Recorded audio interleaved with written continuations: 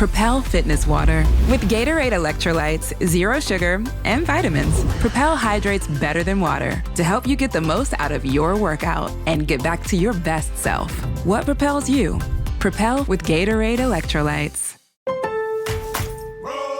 Pros, find the right flooring for the job in Lowe's newly redesigned flooring showroom. Shop our expanded assortment of trusted brands and get up to 35% off style selections, Stainmaster, and Stainmaster Pet Protect Special Order Carpet. And while you're here, save $100 on a DeWalt 20-volt max 6-amp-hour 2-pack of batteries, now just $179. Get more of what you need faster and save more where it counts from the ground up. Our best lineup is here at Lowe's. Valid through 8/26 while supplies last. Selection varies by location.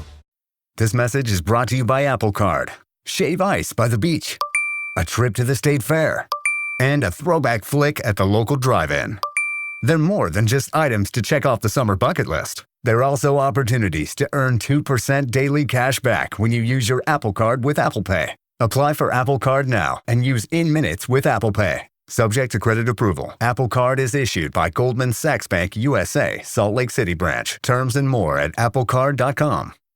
Coach Unplugged is brought to you by great people over at teachhoops.com for coaches who want to get better. From the Fifth Quarter Studios in Madison, Wisconsin, you're listening to Coach Unplugged. Here is your host, Steve Collins. All right. Happy Wednesday, everybody.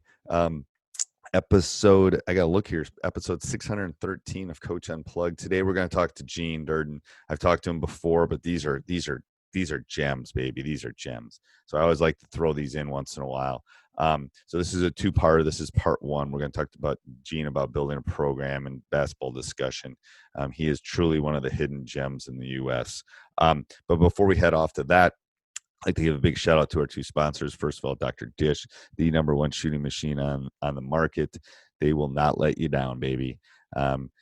Mention Coach Unplugged, they give you $350 off. Also, go over and check out High School Hoops, our other podcast. I think you'll really love it. I know we throw them in once in a while, but go over and subscribe and like and leave a review for that and this.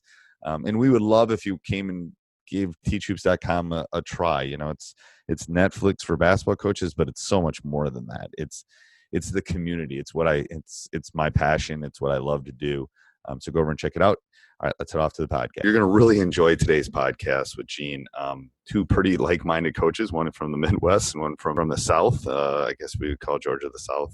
And how we've run our pretty successful high school program. There's some great golden nuggets. Make sure you listen to all of it. I think you'll really, really enjoy that. And then the last thing before you go and listen to the podcast, if you could go down, hit pause for a second, subscribe, and leave a review. Those 5-star reviews on iTunes mean a lot to us at Coach Unplugged. They allow us to keep bringing this to you. So go over and check that out. If you could do that for us, we would really appreciate it. And let's get off to the podcast. All right, welcome to Coach Unplugged. I'm super excited. I'm bringing my bride 20 years down to Atlanta to speak at the Legends Clinic in September. I'm super excited about that. But I'm also excited to talk to Gene today about basketball. So what I'm going to do is I'm going to have him introduce himself, and then we'll talk about his basketball journey, and then we'll go. Welcome, Coach, to Coach Unplugged. Tell us a little bit about yourself and your basketball journey. Listen, it's a pleasure to be on, Steve. I really appreciate this opportunity. Been a head coach for 30 years. Came straight out of college and thought that knew it all, and believe me, I got blindsided by how much I didn't know. I started out in a small private school where I coached boys varsity, girls varsity, both JVs, no assistant. And so I did everything from redo the floors to run the concession stand to doing everything. And it was, at that time, being a young coach, it really was just a blessing in disguise because I learned so much. Stayed there for 3 years. Like I said, learned many, many, many lessons. And then I had the opportunity to go to North Georgia and went to North Georgia to Dade County, Florida. Tell everybody I coached at Dade County. They think it's down in Florida, but it's not. Chattanooga, Florida. Okay. Stayed there for 14 years, Stephen. And let me tell you, blessed to have a bunch of good old, just hardworking mountain girls that believed in what we did. And, the first year there, we ended up winning the region title and going to state. They never had a winning season before. So, man, let me tell you, I could have ran for mayor there for a while. And it was just a great experience there. Me and my wife settled down, and we brought our newborn son at that time there, and ended up having 3 other kids. so we raised all 4 of our kids in that 14-year span. That Dade County just had a tremendous run there with some great young ladies. And this was a double-A school, only about 700 kids. And we ended up probably sending 25 kids to play on at college basketball. Even had a McDonald's All-American come out of there.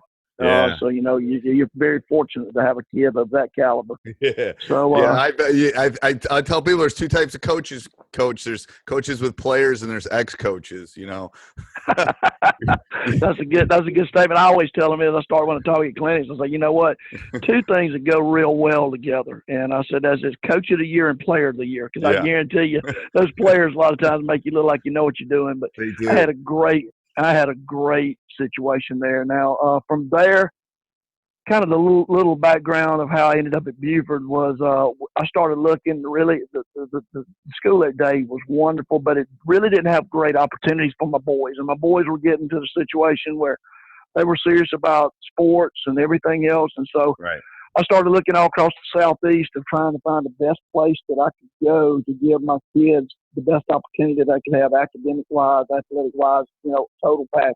Right. And God blessed me, opened the door at Buford High School, which Buford's outside of Atlanta. And Buford has an unbelievable winning tradition. And a friend of mine was coaching there.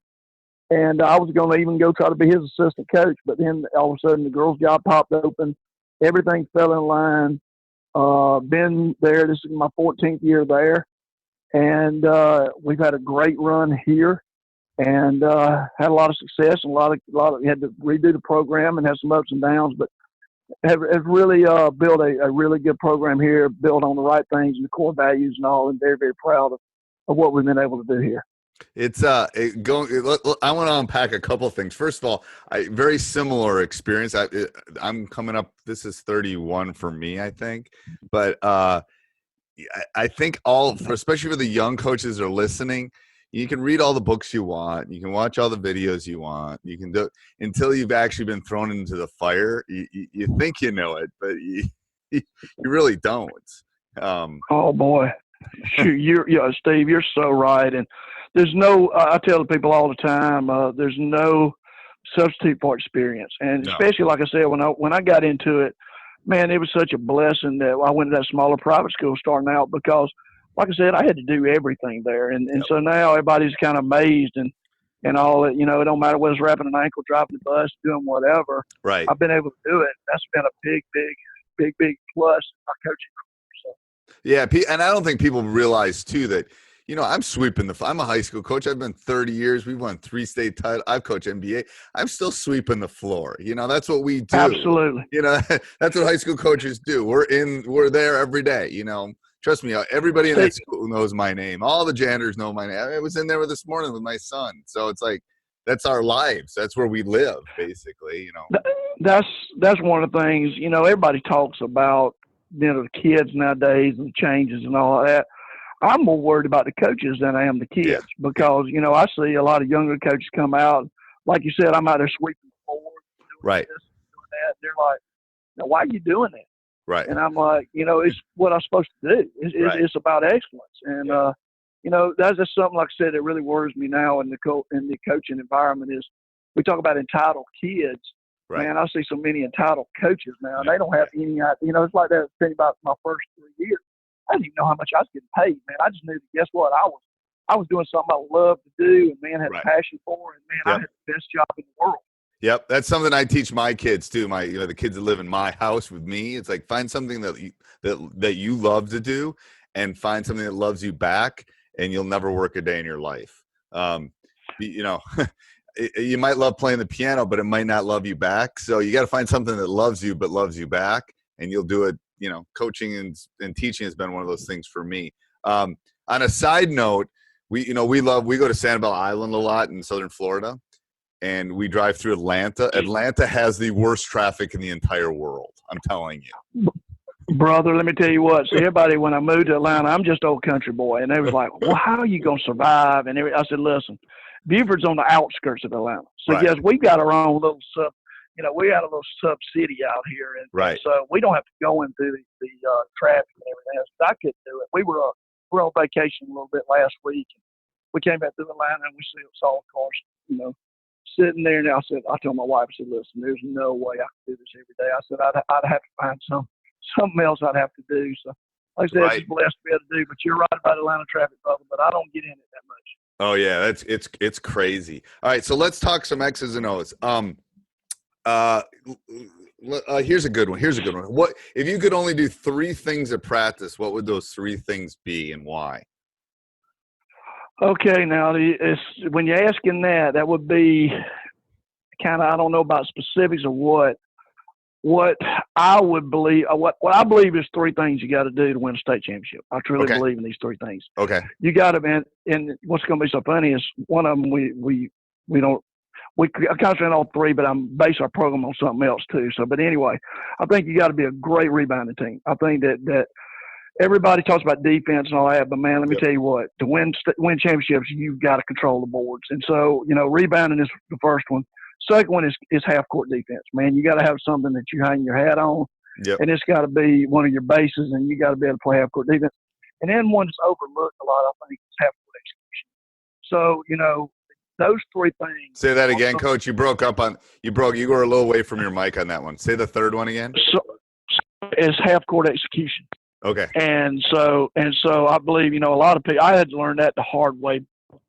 Now, when you look at our program, we are a pressing team. I mean, we're one of the only girls teams around that press made and miss shot. I mean, we're going to press you from the time you get off the bus, and I believe in it. But the pressing is not going to win you a state championship when you get deep into the state. No, it's not.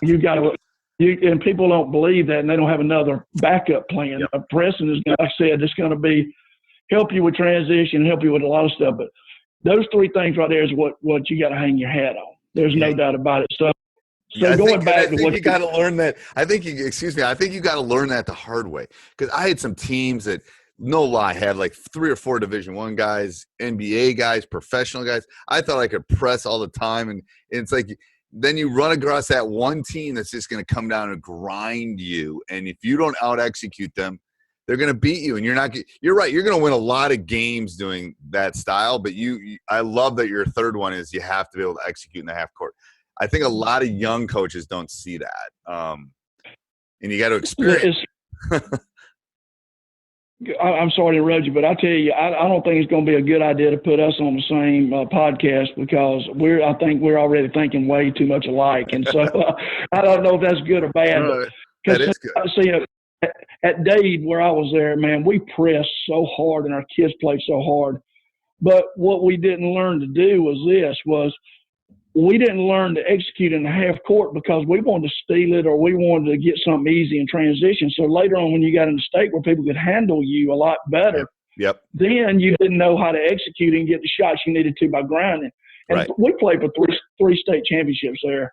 Right. And I guarantee you, if I'd learned that lesson younger, we would have won at least 3 of them and maybe played for more. You and I sound like it's a hard lesson. You and I sound like a bunch of old farts. My best team had Wesley Matthews, who plays for the Mavericks right now. But my best team was 04, which was my first year that we went to the state tournament. We were undefeated. It was a great team. I ended up having 3 Wisconsin Mr. Basketballs on the team, and we lost because we couldn't execute. It's like you had to be punched. And I think the problem with that, for the people that are listening, especially the young coaches, like I said, you're going to win 95% of the games if you're the better team, if you're pressing and picking up tempo. Hey, everybody, I hope you're enjoying the podcast. Make sure you subscribe and like. Make sure you go over and check us out on Teach Hoops on YouTube. That's really important. You can also go over and check out teachhoops.com for coaches who want to get better. If you want to become a better basketball coach, everyone needs a mentor. I've had several of them. I want to be your mentor and help you become a better coach, help you with all those obstacles that kind of stand in your way. And also make sure if you really want to help us out, you can go down below and click on our Amazon link. That would bookmark that. Every time you shop, we get a small little commission, and it helps us with our expenses of running this podcast. All right, let's get back to the podcast. The problem is your boys or girls they need to kind of be punched. And if they haven't been punched during the season and they haven't experienced that team that just comes down and executes, they're not ready for it on the biggest stage, which is like the state tournament. And that's part of it too, is I don't think they're used to it. It's like they're just blowing people out. They're winning by 10 or 15. They're pressing people. They're getting easy layups. And then all of a sudden they get punched. They're high school kids still too. They don't know how to react to that. Yeah, and I think there's two things you got to do. One thing that we've done, definitely at Buford is we go out and schedule the best people. I could care less now where our and I think that programs have different levels now. I don't think everybody can do this. You got to get to a level. But right now, we don't care if we go out and get beat. And I don't mean it like don't care about losing. What I mean is I'm never going to find out what we're weak at unless I can play the best people and they can expose our weaknesses. Yep. So I don't care about the records.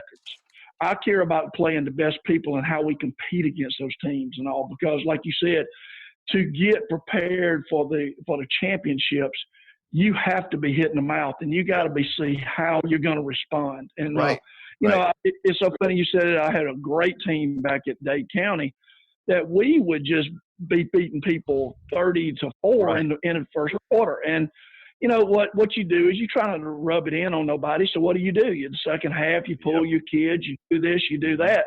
Well, then when you get to the end, all of a sudden your kids can't play 32 minutes like that. Right. You end up, they're not ready. all of a sudden you can't do it. They're not ready. So it's a lot of pitfalls. I tell you the other one, Steve, that I've had to work with the last 2 years with my team is 3-point shooting, because we've had some great shooters in our program for the last 3 or 4 years. Well, they think I'm crazy a lot of times because I love to shoot the ball, but also every day I'm talking to them about you better be able to grind, because there's going to be nights those shots won't go down. Right. And what are you going to do those nights? Right. And how do you react to it? And the thing is, like, there's a couple things that I've learned from especially for the people listening. And it's going to sound crazy. We schedule a national schedule too. We're not going to Florida this year, but we've spent the last 6 years in Florida, played in the Kingdom of Suns, we've gone to Myrtle Beach and beach ball. We played in some of the top tournaments in the country. But we do that again. Similar. I don't care. I don't really care whatever happens in those, because I'm going to learn. What I've learned is with age too is I don't really, it doesn't bother me when I get the bad official during the season. Now, don't get me wrong. I'll let them know that they're horrible, but it teaches us that adversity of, all of a sudden you're on the bench because you're in foul trouble. I'm all of a sudden having to play more kids. We're kind of struggling. Well, then, because it's a teachable moment at that point to the kids, I think. It's like, you're sitting here because you've got 3 fouls and we're 2 minutes into the second half. That's why you're sitting. And then the next kid gets their opportunity, and you can find some hidden gems that way too, I think. Well, think about what's all over the media now, social media and everything else. Just kids can't handle adversity, and kids can't do this, and kids are not tough. If I talk to so many of the high school coaches around here and college coaches, their main complaint is the kid's just not tough. Well, guess what? You got to put them in tough situations. Yes. You got to put them in adverse situations if you want to do that. Everybody talk about mental toughness and all they want, but until kids are put into those situations, you're not going to really find out what they're made out of. And that's what, it's like you're saying, you've got to go be put in those type situations before you can really develop a heart of a champion in a program or in a team. And so, like I said, we're definitely preaching the same message to the choir. Yeah, and and this is a big one. I don't know if it's as big for you, but you have to teach the kids what you mean by what you mean by being tough, and you also have to teach them about. This is my big one. The last 3 or 4 years has been teaching them how to properly communicate on the court, because I tell them to talk, but they don't necessarily know what to say and how to say it. So we actually have lessons like, here's how you need to communicate. You need to give a direction what you want. You have to give the kid's name. All those things are so important now, moving forward. And I don't know if as coaches we do that. All these guys are saying they're not tough. Well, okay, how do we make them tough? Because kids haven't changed. Parents maybe have changed a little bit, but kids haven't really changed in 30 years. They're kids. They're going to take the easy way out. Well, listen, like I said, this is kind of crazy because we're kind of on the same page, but we have worked so hard in communication.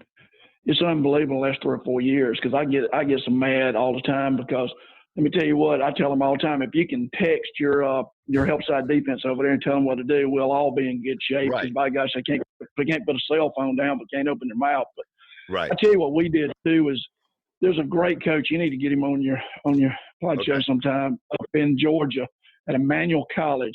called TJ Rosine. He's real I know big with TJ. point. He's a PGC guy. Of course I know. Yeah. Yeah. Let me tell you what, he's a good friend, and we spend a lot of time. But let me tell you, we'd even go up there and spend time with him because he has some really great communication drills and different things he does. He even makes his kids when they're on the road, if they go into a restaurant, if they go into McDonald's, they got to step up and they got to look at the person, call out the person's name, tell them directly, specifically what they want, thank them and everything else. Just does an unbelievable job with stuff like that. And we even took, we'd take every Wednesday, 10 weeks out from our season. Every Wednesday we would break down 30 minutes of leadership. One of my assistant coaches would do that. And then 30 minutes of communication skills. And then we take 30 minutes of breaking down film, because now film's so accessible to kids with crossover and huddle and all that. Right. But a lot of them don't know how to break it down. They just watch it, and so they don't know how to do those things. So communication is one of our big things. And, we talk about it being the glue to defense and everything else. But I'm telling you, there's nothing more frustrating nowadays than dealing with kids and trying to get them to communicate to each other. Right. And I've done that too. I've done that, what the TJ thing does. It's like, for any of the coaches that are listening, if you take your teams out to restaurants or something, make them use the waiter or waitress's first name every time. It's like, let's say the waiter's name is John. John, I could use some ketchup, please. John, we're ready for the bill. John, and it will just, using that name. It's like, that's such a PGC thing, but everyone's name is that special little thing. Your name is special to you, and you'll always hear it across the room or wherever. But yeah, TJ's awesome. I was going to have him on last spring. Some things fell through, but I'm a big PGC guy. I think they do things really the right way.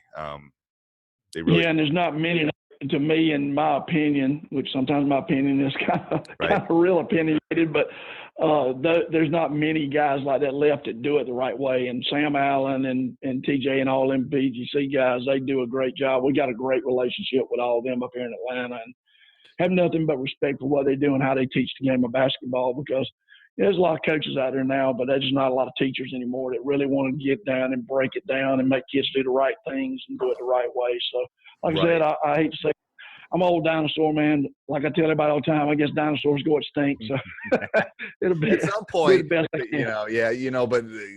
But I'm a math teacher too. It's like the way they've been teaching math for 2,000 years has worked. As long as you're willing to put the time in, it can work. Tell me a little bit about your coaching philosophy.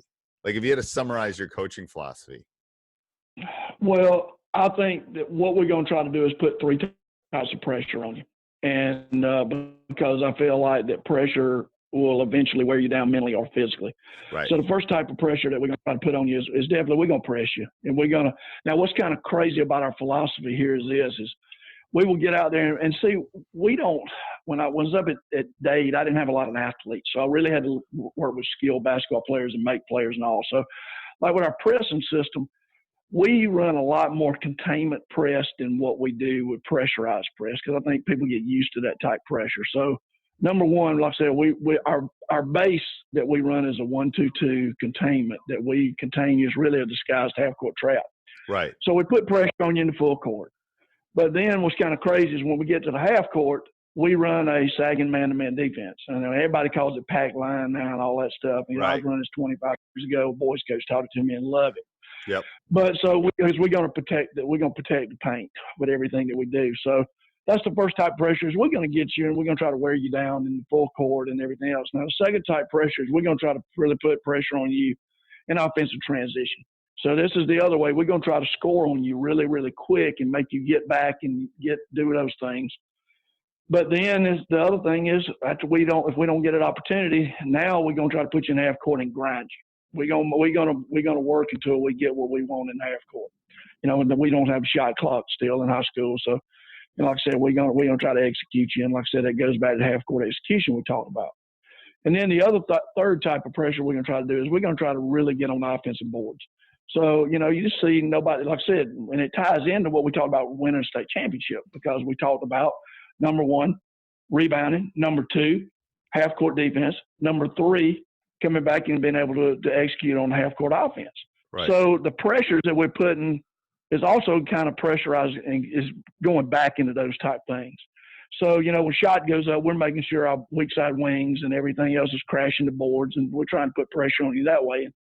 I just feel like that most teams, especially in women's basketball, are not going to be able to handle if you're great at 2 of those, much less being great at 3 of those. Right. So, like I said, my philosophy's had to change a little bit because, like I said, 15, 20 years ago, I was all about full court all the time. Yep. Now it's more about full court, but now when you get to the area that you have to go half court, man, you got to be precise. You got to be like a knife. You got to get in there and slide. And I've noticed over time that really high school kids don't adjust real well either. As you change things, they just don't. They don't just adjust to all of a sudden if you did something a little bit different, that would cause some problems, I think.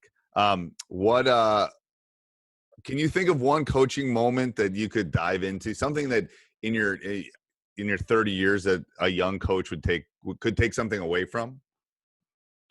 I'll tell you, I think that we've already touched on it a lot, Stephen, and I think this is so big is that you've got to be able to grind to win championships.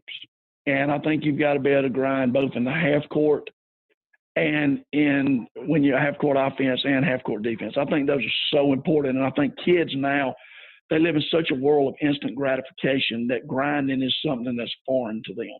Right. And I think that that's a big one. Is like we talked about, we're gonna try to press you and everything else, but when we get back in the half court, man, you're gonna have to grind to get good shots against us. Right. Then we're gonna try to press. We're gonna put pressure on you in the full court. We get it out. We're gonna try to rip roar, get something easy in transition.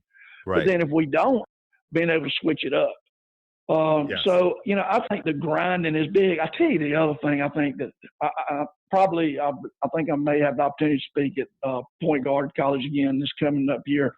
But I want to talk about this. I think this has really helped me is finding what your program is based on. Because here's what I've kind of come to now is the foundations of our program is built on 4 things. And these 4 things are what we're going to be great at. We're not going to be good at. This is where we're going to put all our emphasis into it, right. all our drill work into it.